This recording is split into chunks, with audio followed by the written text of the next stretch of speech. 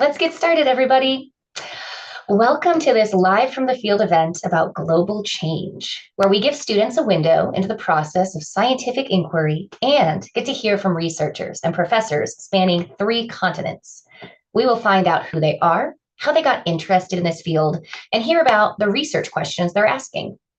My name is Carrie Winninger with Sonoma State University's Center for Environmental Inquiry. You can learn more about us at cei.sonoma.edu. So for instructors in the audience, be sure to take a look at the document that I'll be pasting in the chat. It has extra readings and exercises. And also visit thevirtualfield.org to view similar past events. Here are some technical guidelines for the webinar. All the participants are muted and your video cameras are off. Please use the chat button to communicate. However, please submit the questions that you have for the presenters using the Q&A button, not the chat. If you're a student, make sure your full name is visible, either as your username or typed before your question, so you get credit for attending today. We are so fortunate today to have as our presenter, our moderator, somebody with experience in both field research and education. Dr. Carissa Ganong is an associate professor of biology at Missouri Western State University in Missouri. In addition to 9 years of teaching undergraduate biology at Missouri Western, Carissa also co-created an ocelots module based on research in tropical stream biogeochemistry conducted at La Selva Biological Station in Costa Rica. Without further ado, I will turn this over to Carissa. Hello all, and thank you for joining us. As you'll see today in each Live from the Field event, we virtually visit with professionals from 3 different locations, in this case 2 field researchers, research teams, and 1 university professor. These events are a project of the Virtual Field, which is an international coalition of over 50 field stations and marine laboratories, supported by the Organization of Biological Field Stations and the National Science Foundation. Other virtual learning experiences help college students build their skills in observation, communication, questioning, and data analysis using 360-degree videos, underwater film, and more. And you can learn more at thevirtualfield.org. So today is the 3rd of 4 special events taking place in collaboration with the Ocelots Network. And Ocelot stands for Online Content for Experiential Learning of Tropical Systems. And this is a network that brings together researchers, active learning pedagogy specialists, software developers, and media specialists to create an open access online resource library of learning modules about tropical biology. The goal is to spark excitement in undergraduate courses by broadening cultural and geographical perspectives, enhancing principle-based reasoning and quantitative skills, and changing the way students learn biology. And you can learn more at the Ocelots website, ocelots.nrem.iastate.edu. Today, we'll take a look at some aspects of global change, talking to both the folks in the field collecting data and to the educators who are bringing those data into their classrooms through Ocelots modules. Speaking from my own experience, one of the best parts of ecology education is getting to expose students to the exploration of and data collection in different ecosystems. And that's also a key aspect in fostering student interest in the field of ecology. So today's topic of global change is interdisciplinary in nature, and it will get us thinking about why what we're learning matters in biology, conservation, and beyond. And many people tend to think that global change is just about climate change, but today we hope to expand your vision by discussing other aspects of global change with a focus on human disturbance and then more specifically land use change. I became involved with ocelots because of my experience in and love for tropical biology, starting with a research project in NSF's Research Experience for Undergraduates program in Costa Rican rainforests. But relatively few students get to have that kind of experience in person, and bringing tropical ecology modules into the classroom for folks who haven't traveled outside their country or their state is a great way to expose students to ecosystems and to areas of biology that they wouldn't otherwise know about, and also to increase their interest in those fields. And these types of online learning modules can help to humanize scientists and celebrate collaboration and research all over the world. So today's event features 3 teams of biologists, 2 who created modules based on their research, and 1 who implemented an ocelots module in the classroom with her students. Each team has prepared a short video describing their work and experiences, and we'll play those videos for you. And after the videos, the presenters will be available to answer your questions live. I encourage everyone to post your questions in the Q&A box right after you think of them while the videos are playing. And then Carrie and I will gather up those questions and ask them out loud to the presenters during the panel discussion portion of this event. All right, our journey starts in Bocas del Toro. This is a research station of the Smithsonian Tropical Research Institute in Panama, where Dr. Laura May Collado from the University of Vermont and Dr. Mitch Aid from the University of Puerto Rico conducted research that led to the creation of the Ocelots module titled Sounds of the Tropics, Part 3, Can You Hear Me? How do dolphins in Bocas del Toro, Panama communicate in a noisy habitat? This work demonstrates how underwater acoustics can help us understand an important aspect of global change, human disturbance, and its effect on the ability of marine mammals to communicate. Laura and Mitch have decades of experience working in this area, and they have developed ways to use underwater acoustic data to address global problems.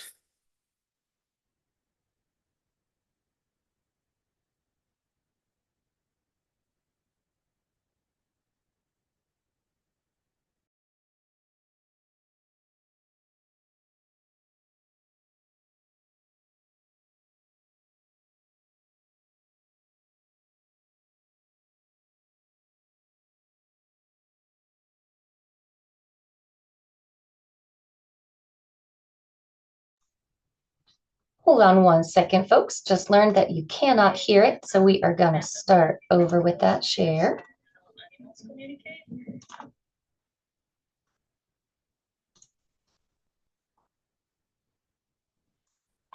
All right, let's start over right here.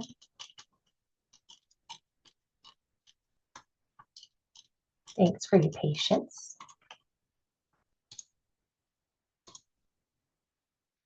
Okay.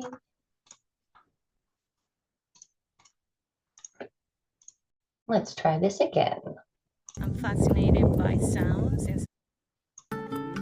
Nice music to listen to. Hi, my name is Laura May Collado. I'm an assistant professor at the University of Vermont, and I'm a biologist. I have a degree, a bachelor's degree, a master's, and a PhD in biology. So I'm an integrative biology. What that means is that I combine methods from different fields to understand how animals communicate. I'm fascinated by sound since I was a little kid. So I study marine mammals, and specifically we study their acoustic communication. One important aspect of marine mammals' life is that they spend most of their time on water, and where light dissipates very quickly, so they have evolved very sophisticated organs to communicate underwater.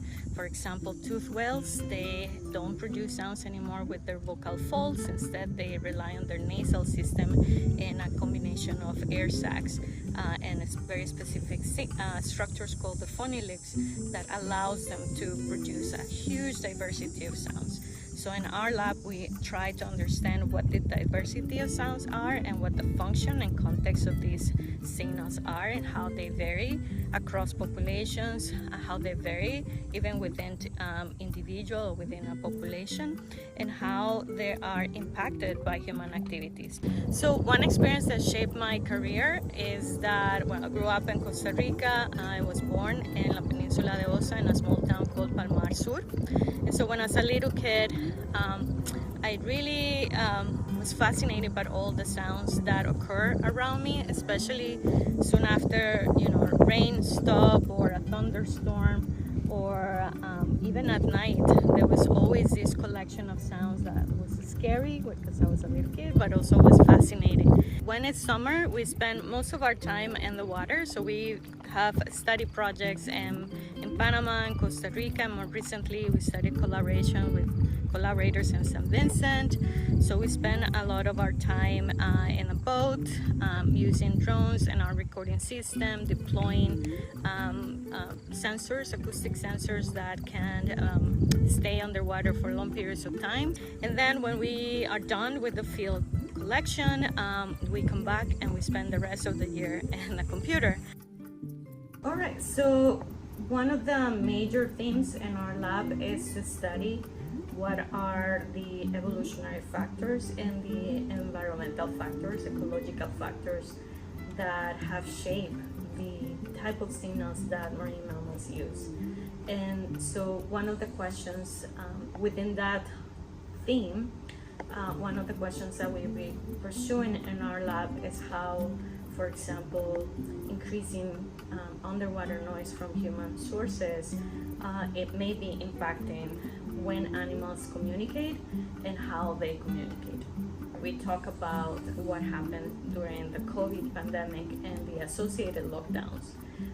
And one of the interesting results that we found is that during the lockdowns, we increased the detection of different species, for example, from humpback whales to dolphins, in our data and our study sites, that it was associated to a significant decrease in noise coming from the presence of boats in these habitats. Now, we collect acoustic data in two different ways. One way is to use acoustic sensors that can be underwater. These are autonomous. We can program them to record specific periods of time. And the other thing that we use, this is when we are in the field. Usually in the summer, we have two hydrophone systems. This one consists of 4 hydrophones. So this is our recorder, our soundscape that is connected to a computer. It has 4 channels, so we have 4 hydrophones that are connected to the system. And we deploy the hydrophones at specific distances from each other. So 1 hydrophone on each side of the boat. And what that does is that gives us a sense of directionality. So if we are recording a group of dolphins, we can get multiple animals depending on how close they are to the different hydrophones.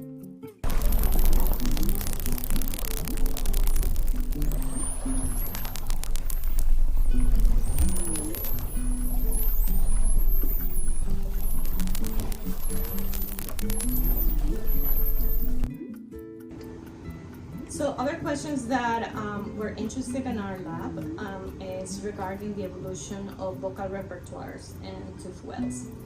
Surprisingly, even though we know a lot about the echolocation and some communicative signals of these animals, we really don't know what is the extent of the collection of sounds that they're capable of producing and what is the context. We know a lot about vocal repertoires from bird studies, and particularly the ecological and evolutionary factors that have shaped their evolution.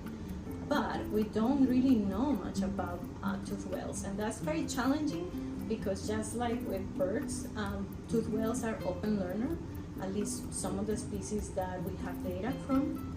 And so that makes it challenging because it means that these animals are constantly learning and updating their vocal repertoires. So how do we measure vocal repertoires in an animal that is so capable of producing a wide variety of sounds, and that so that's a challenge. So what we're doing now is adapting ecological approaches. This is a similar question to those that are asked regarding estimations of biodiversity, right? So we have the same challenges in terms of representation, sampling, and certain limitations in terms of presence of species that are rare, in our case, sounds that might be rare. And so we're adapting some of these approaches to estimations of vocal repertoire, size, diversity, and composition. When I started my career back in Costa Rica, the University of Costa Rica, there was nobody working with marine mammals or even with bioacoustics. So my master's had nothing to do but with bioacoustics because I didn't have the advice that I needed the experience that I needed to carry on a project like that. So I focused primarily at the beginning on my marine mammal fieldwork skills. And I have many people that helped. And the other challenge that I face is that when I first moved to do my PhD at Florida International University, I had no experience in bioacoustics. I didn't have the engineering or the physics background that most experts in marine mammal acoustics have, or even the computational skills. So those are things that have been challenging because I'm fascinated by sound, that's my passion. But I have learned to, again, just like with the marine mammal community, the bioacoustic research community is also very welcoming. So I've been learning, how do I name to these animals, and I start wondering, I wonder what factors what other factors may be happening, that we can see that are allowing these animals to make these decisions to produce the sound in this way. Sometimes it's just ideas that have been evolving over time throughout my career. I think what makes science really exciting to me is that it's completely the opposite of being linear. It's a messy process that leads to unremarkable, discoveries through the history of science and biology, and that's what attracted me. I think if it was a linear process, it would be very boring.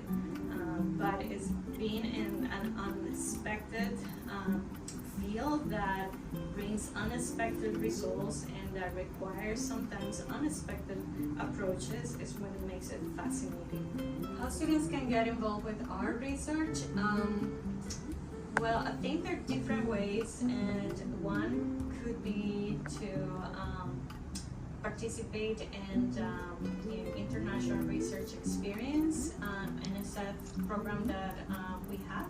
So I run this program every year. Next year we're going to have the last program, and hopefully we can get another 3 years.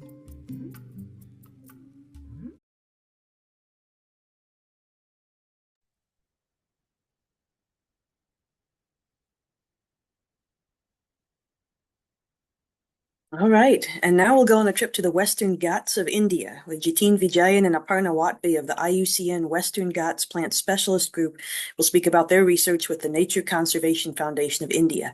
This research is covered in the Ocelots module entitled Between a Rock and a Hard Place, What Can Turning Rocks Tell Us About Land Use Change Impacts on Animals Living in a Rock Outcrop. Their module highlights another important aspect of global change, land use change. They take us to unique rock outcrops in a biodiversity hotspot in India, where they developed a study to assess the impact of land use change on threatened animals in a socio-ecological context.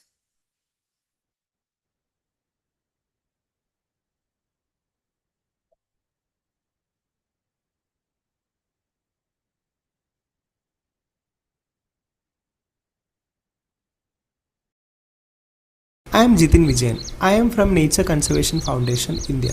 My research interests are mostly in applied ecology and also conservation social science. Let me welcome you to the northern part of the Western Ghats. Western Ghats is one of the hottest biodiversity hotspots in the world. As you can imagine, there are plants and animals and also unique and threatened habitats which are found nowhere else in the world. Western Ghats is characterized by mountain ranges along the west coast of India, and you can find here lateritic plateaus which are unique habitats geologically and biologically.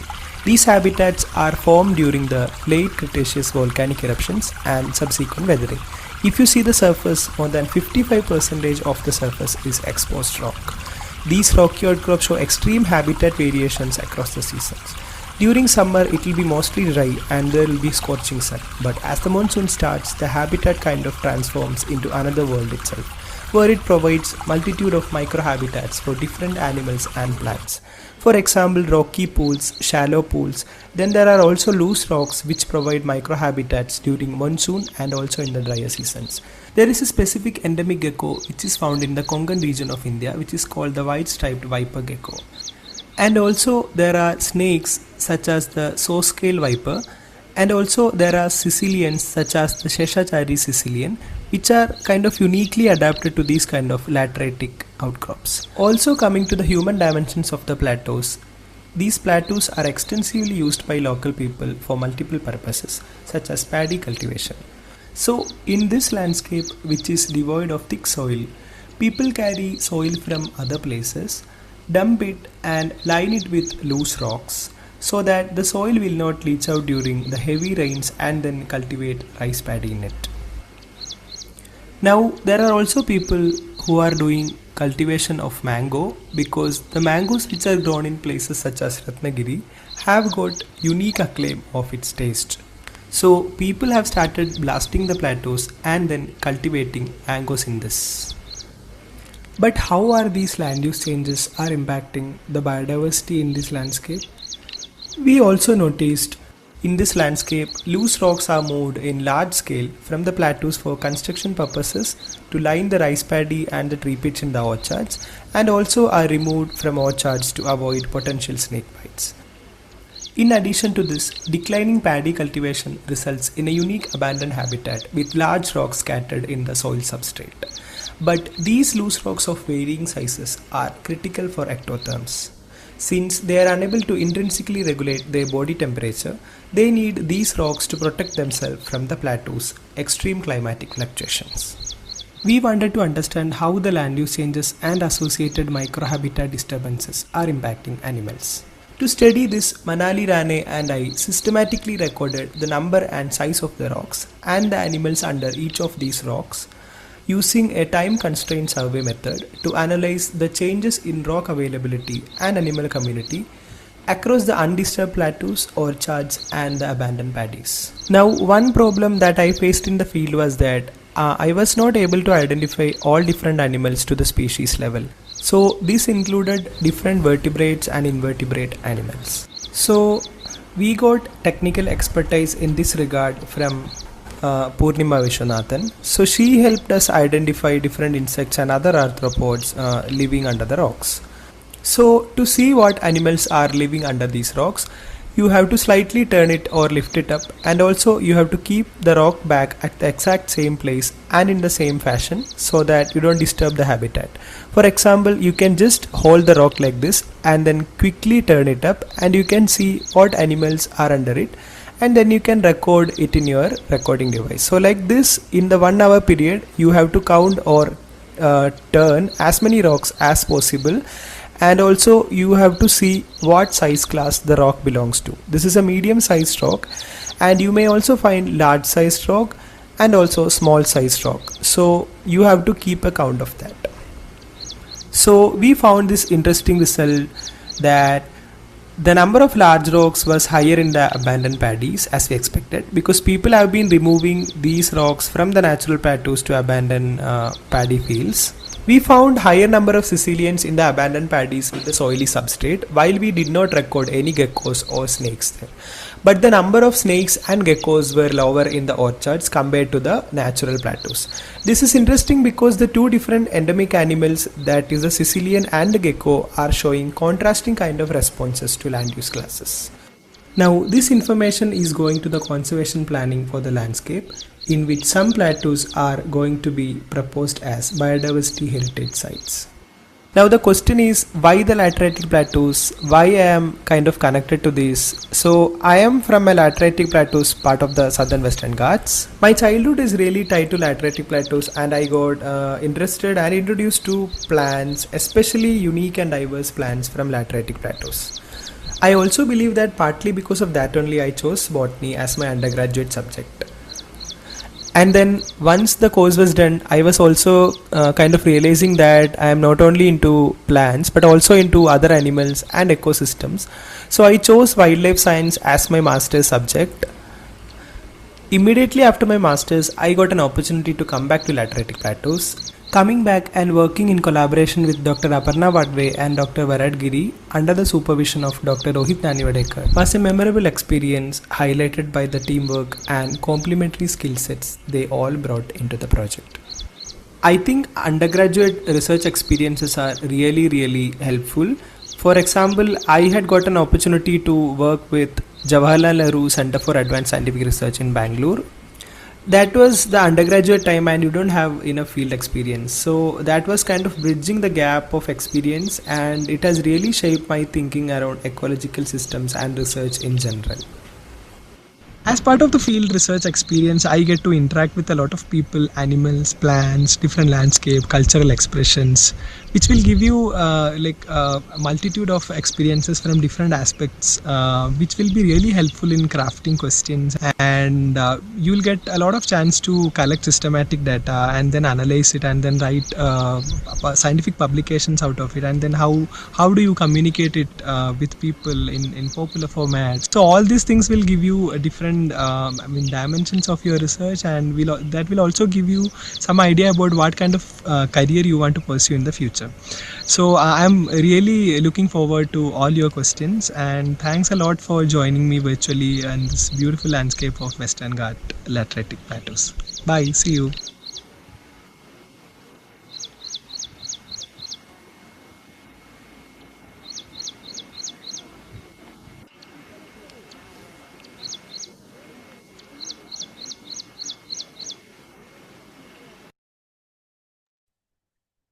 All right, our last stop today will be in Philadelphia, Pennsylvania, where Professor Ann Bauer at Thomas Jefferson University used Jatina Naparna's module in the classroom with her biology students. And then she authored an implementation plan for instructors who'd like to use the module in undergraduate classes in the future. So this video is a little bit different. It focuses on the educational experiences of the students. These Ocelots modules are highly versatile. They can be implemented in a single day or expanded into multiple weeks of a semester, which gives students a chance to think critically about the content and to generate impressive discussions and products. And please note that in this following video, Anne and her students are showing a slideshow, but it isn't very easy to see, so we're going to paste a link in the chat to the slideshow presentation. And we recommend that you open that link in a separate window and follow along while the video plays.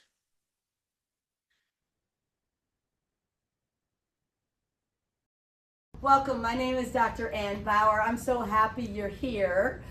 We have a team of students and faculty that are going to present briefly to you on how we learned about Western Ghats and the biodiversity hotspot using the research that's there. I have a PhD in forest resources and conservation from the University of Florida in Gainesville in the South. And I worked in Jamaica with farmers who grow chocolate because they had a conflict with rats. I love what I do. With me today are a colleague, Dr. Dolores Bartholomew. Hi, that's me.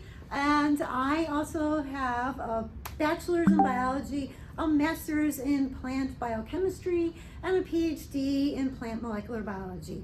And I teach here at Jefferson. I teach botany mostly, also a little bit of biology.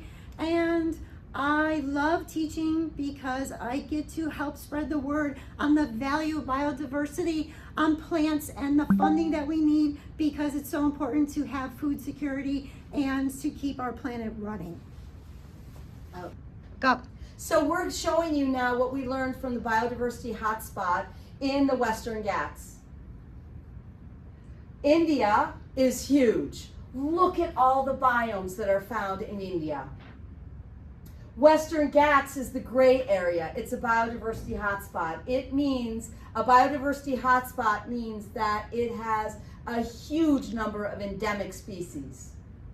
Let's see, an endemic species means that the species is found only here and nowhere else on Earth. So if we build a road here, it's extinct. For Western Ghats, in yellow is what we're really important to look at is amphibians, and right below it is reptiles. Now, the student that pulled this all together, Shane Steinman, is going to introduce herself, and she's going to take it from here. Hello, my name is Shane. I'm a recent graduate from Thomas Jefferson University with a biology degree, and currently now I work in research at the Children's Hospital of Philadelphia. So as a group, we looked into the study that you guys are all learning about, and we found that the saw-scaled viper was one of the more common found animals that lived under these rocks, and also that their venom is being sold for quite a lot of money, because 1 gram is about $1,200 US dollars. Looking further, we can see that those in Western Ghats are dependent on the forest just because of forest cutting, and they need the fuel wood, but it's at risk of deforestation and also habitat loss. And then in Sri Lanka, the conflict deals with elephants. One of the biggest threats of Western Ghats is illegal hunting. You can see here how there's so many wildlife that's being hunted within that hotspot. And this is the research study that we dove into, where over 7,000 rocks were being overturned, and about 50% there was wildlife living under them that required them to survive. And the rocks that were being moved were being used to grow rice and also mango trees. And we then focused on how this could be related to Pennsylvania. And here in Pennsylvania, we have the timber rattlesnake that also lives under rocks and requires them for survival and during gestational periods, and then also to hibernate during the winter months. One of the conflicts that we're finding is that as we're building pipelines in Pennsylvania, the pathway of that is actually intercepting through a lot of the dens of these rattlesnakes. And as like Pennsylvania as a state, because their rattlesnakes are protected, required these companies to actually go out and around and find all of the rattlesnake dens and avoid them on the pipeline. And then in Western Ghats, this is just a big list of how many conservation societies that are working together in order to preserve animals.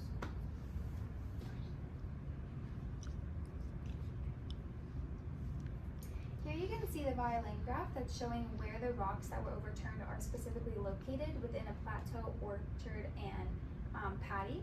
And then here you can see where specifically the most commonly found 3 species were.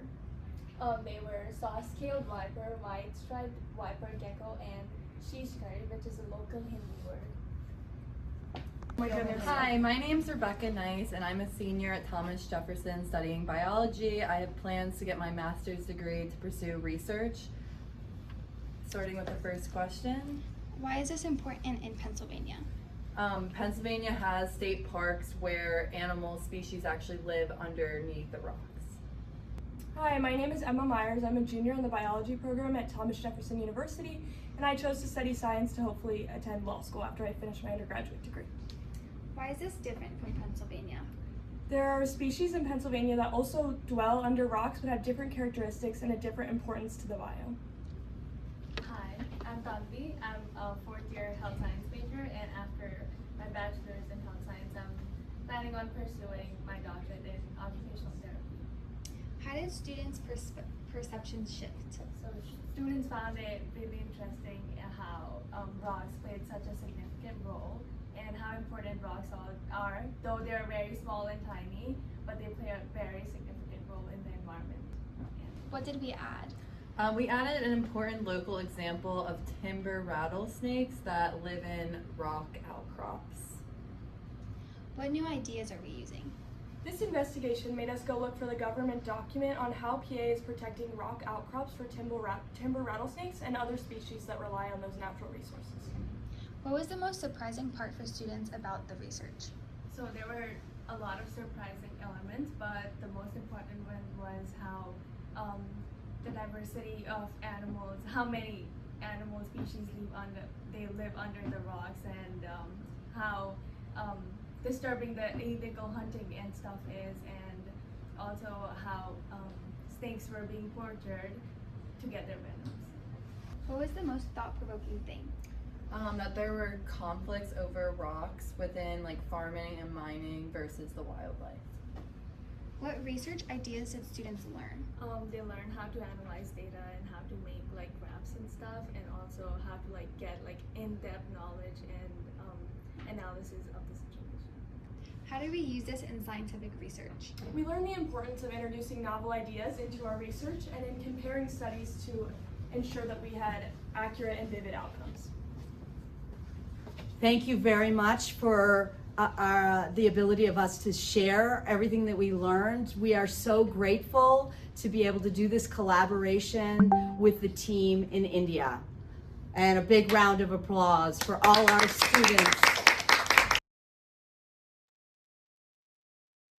All right, before we meet our presenters for a round of Q&A, we have a favor to ask you all. Please take a screenshot or a photo of this slide that has survey information on it, because it's really important for us to gain insights about your experience in this webinar, both for our reporting and also to help us improve these events. Instructors, please watch for emails about the consent form and post-event survey, which will come from external evaluator Liesl Suryak at Measurement Resources Company. The consent form will need to be completed before the survey.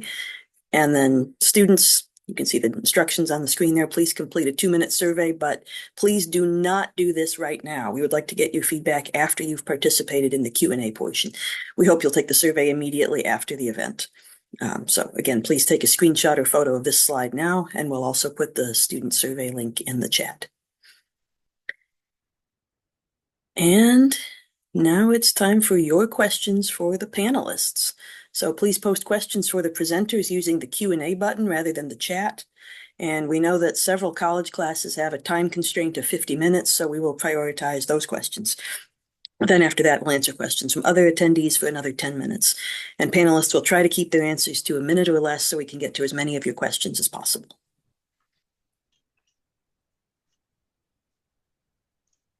All right, panelists, your turn. Those were amazing videos. Thank you so much for those contributions. I think just to get us started, I'll have all of the panelists answer the same question, but we'll do it real quick, like 15 seconds, okay? So we'll go in the same order. We'll start with Laura, then Jatine, Aparna, and then finish up with Anne. So can you tell us or remind us what drew you to field research and tropical biology in the first place? For me, it was just curiosity. You know, I just love to figure things out. And nature is so complex that it's a fantastic challenge. So I love challenges, and that's what it drew me into.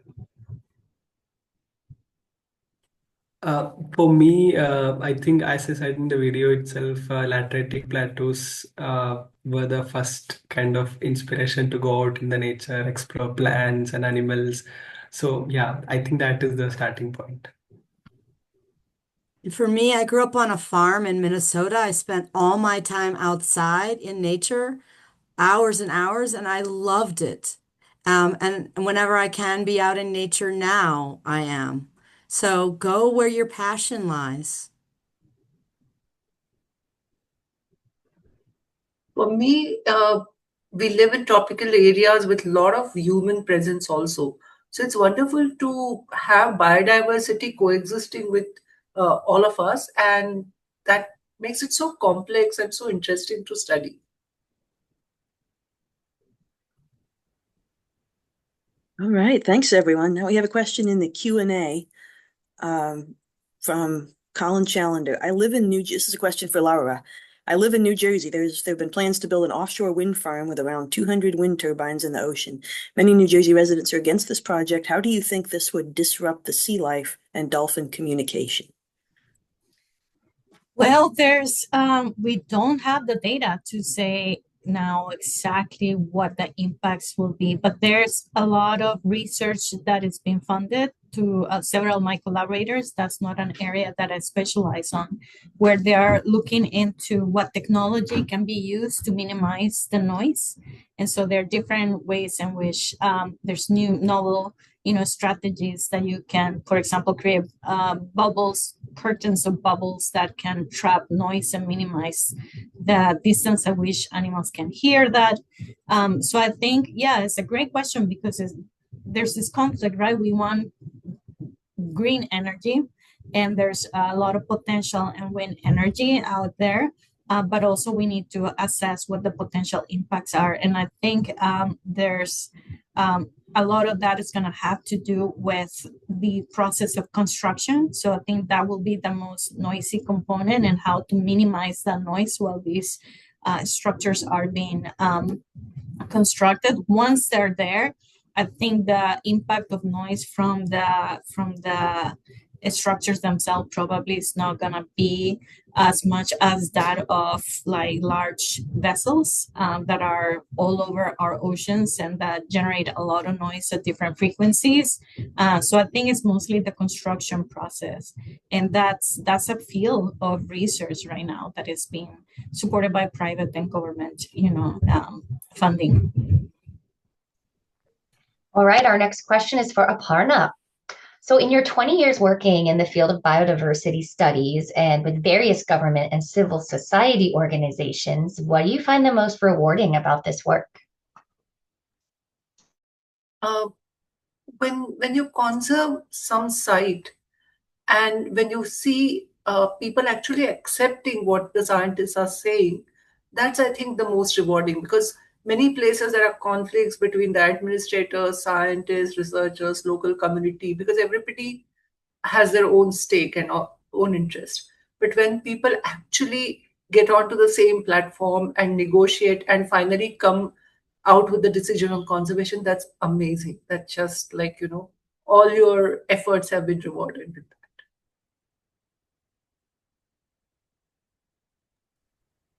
Right, our next question is for Anne. If I remember correctly, you have worked quite a bit in the tropics, including studies about cocoa and medicinal plants. What aspects have you found the most interesting? Oh, that's a tough question. I've worked in Sierra Leone, West Africa. I was a Peace Corps volunteer, and was the most interesting was I was the first person there placed at the first wildlife refuge in the country. They had made it then, and I was lucky to be picked to be there. And I was on an island in the middle of a river that was 12 square kilometers that has the densest population of primates in the world. So I followed chimpanzees every day and about 13 other primate species every day. They were everywhere. It was amazing. Wow. All right, next question is for Jatine. We can clearly see you're also an artist. I'm wondering if you can tell us a little about your personal story and your career. Like, what kinds of things do you do for your job outside of field work? Why is that important to you? Wow, such a lovely question. So I do singing. Sometime I draw. So this particular work, that when we finished the work and started writing the paper, I was so consistent that I have to make this more visible, and everyone should be appreciating the landscape, the work. So I started drawing. Uh, I mean, yeah. So in that sense, I do multiple things to kind of communicate the results that we have in hand, because most of the time we talk to people in more of a scientific way and more jargons and scientific terms. So I just wanted to move away from that and make as much effort as possible to kind of communicate things. Otherwise, talking about the personal and professional kind of mixture of life, I mean, often I can't distinguish between the two. Mostly the work and travel and personal life and friendship, everything is kind of intermixed, and I have people across the country where I can easily have a chat on maybe a research question, maybe also a personal question. So in that sense, I really love the work that I do. Yeah. Hey, we're at 49 minutes. So for students that have to leave now, thank you for joining us. We'll be emailing follow-up information. For other attendees, the panel will stay on to continue answering your questions. And our next question, this is, I think, for the entire panel. So maybe if each person could answer briefly, can go in the same order as before with Laura, Ann, Jatine, and Aparna. As a biology student, I'm wondering what kind of actions you would recommend to do to get as much experience in the field as possible. Oh, that's a really good question, one that I get all the time from my undergrad students. And I think the first thing I would look into your university, look at your faculty, who's there, what kind of research, they have research opportunities, and go and explore. I started my journey working with spiders and fresh water insects, and then I moved to birds and bats and plants and much. I tried absolutely everything that I could until I landed and found my niche in marine mammals. So I really encourage students to first start with what you have around you, and then get into all these different, there's a lot of lists out there. For example, there's the Marmon list, which is for marine mammal opportunities, and then people post there if they're looking for interns, if these internships are paid or not, or they're looking for volunteers. The societies also have website with a lot of information. So I will just start with what you have around, and then kind of start exploring, outside other institutions and other organizations, including societies. I resonate very much with Laura, and the kind of diversity of work that you can work, in the sense the experience that you can acquire across the taxa or even across the subjects or topics, that is really, I mean, useful. Um, And the other fact is that, I mean, when you're doing your undergraduation or even maybe before that, you might think that people working as scientists or researchers are a bit reserved and you can't directly approach them or that kind of a thing. But absolutely, I mean, there are a lot of people who are willing to kind of spend time with you and explain about the things that they do. So I still remember writing an email I think I started. Using Gmail that point of time, and I wrote an email to one scientist, and he replied that I still have that reply, and it's so precious to me, and that kind of encouraged me. So I would also request you to get in touch with as many people as possible and kind of explore different ideas and topics.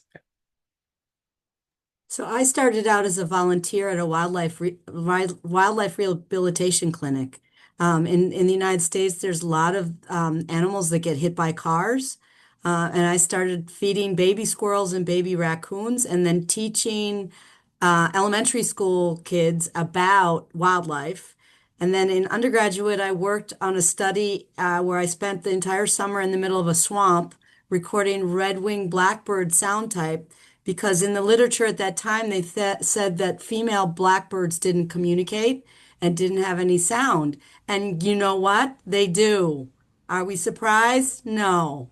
So go look at all the local organizations around you. There's a need for volunteers everywhere in the world for volunteers. And that gets you out there, and you can try something for a short period of time and try many different things for short periods of time.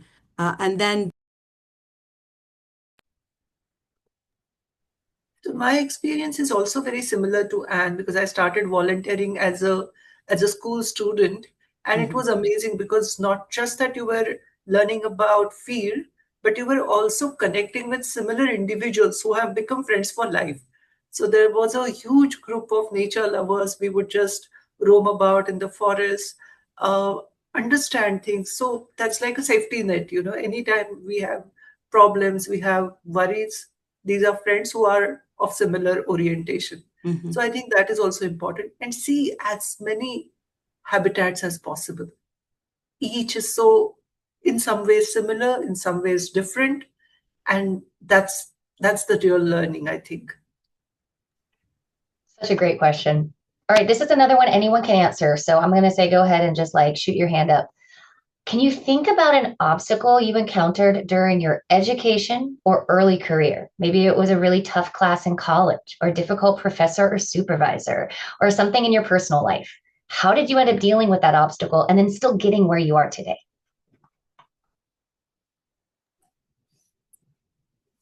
when I came back from Sierra Leone, I hadn't been around running water or electricity in 3 years, and I went straight to graduate school. I had a plant physiology class where we had to memorize the Krebs cycle and write it by hand, all the biochemical reactions, and I cried.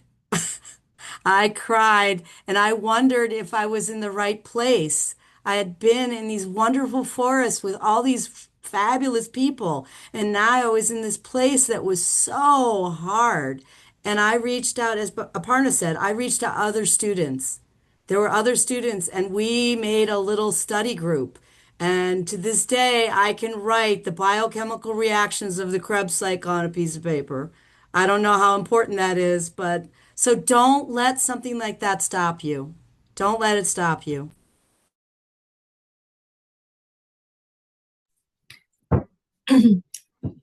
For me, as a first person in Costa Rica to study marine mammals, it was really challenging because there was nobody that could serve as an advisor or provide any feedback. But I learned that sometimes you just have to ask questions. And so sometimes my questions probably were very general and very simple, but I had no idea that that's what they were. But I just put the, whatever insecurity aside and just went for it and start asking questions, and I haven't stopped. That's very important, especially when you're a place where you're studying, it's not your primary language. And sometimes you have that in your head that you're not understanding. You don't know if it's because you don't understand the language or you're not understanding the concepts of the process. So with more reason, I encourage students to just go for it and ask questions, always ask questions. We, as a professors and researchers, are always there available to answer these questions because we've been there, right? So we know a little trick here and there that can help you. Okay, thank you. And one final question. This is another question where anyone feel free to jump in. What is the coolest thing about your work/research? Everything. The sounds. I mean, just every time I put my headphones and we bring out to the surface a recorder that has been for months at a time underwater, and listening to the sounds of whales or sometimes unexpected things like a fish coming and basically chorusing around your hydrophone. It's just beautiful and it's exciting always what's there. I think one of the coolest thing about the work is whenever somebody's asking, what do you do? So I mean, I can say I'm a researcher, but then once I start explaining, it will be mostly traveling and maybe turning the rocks, or I mean, things that will be very stranger to other people will be my work. So that time they are very excited about it, and they will say that, oh, there are also jobs like this. I wonder, I wish also could join you in traveling. So that is very exciting, I think. For the Western Ghats, the coolest thing is actually to see the transformation. What looks like, dry and parched and brown, within a week, it's like, heaven, green and blue and yellow everywhere. I think it's amazing to see that transformation every year. For me, it's two parts. It's the miracle of nature. Every single day, I look at the moon, I look at the sun every day. And no matter what country I'm in, what's going on, there's a miracle out there. And then the second is watching people learn is also a miracle.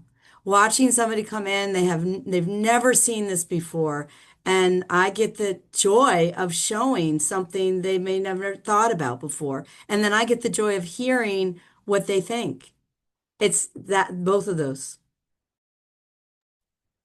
Okay, wonderful answers, everyone. So we need to get to the wrap-up stage here, but thank you very much to all of our presenters, Laura May Collado, Jitin Vijayan, Aparna Watri, and Ann Bauer. We also want to thank the Organization of Biological Field Stations, the Ocelots Network, and the Center for Environmental Inquiry at Sonoma State University. So please don't forget to learn about the amazing things these organizations are doing using the links that Carrie is pasting in the chat. And lastly, thanks to the National Science Foundation for supporting several aspects of this work, and to all the wonderful people working behind the scenes who made this possible. So we'll be emailing all of you in the next few days with follow-up answers to questions we didn't have time to address today, a link to a recording of this event, and a link to a survey. So there'll be one short survey we're asking students to take, and many of the faculty members have already received a consent form for a longer survey that we really hope you'll take the time to fill out. And thank you in advance for this important way of tracking and assessing the success of these events, as well as making them better in the future. We hope to see you at future Live from the Field events, which are currently being planned for early spring 2026 and beyond. And dates and titles will be posted on the websites mentioned before. And please share these with fellow instructors, students, friends, and colleagues. So thank you and goodbye from the field. So panelists, if you could please wave goodbye.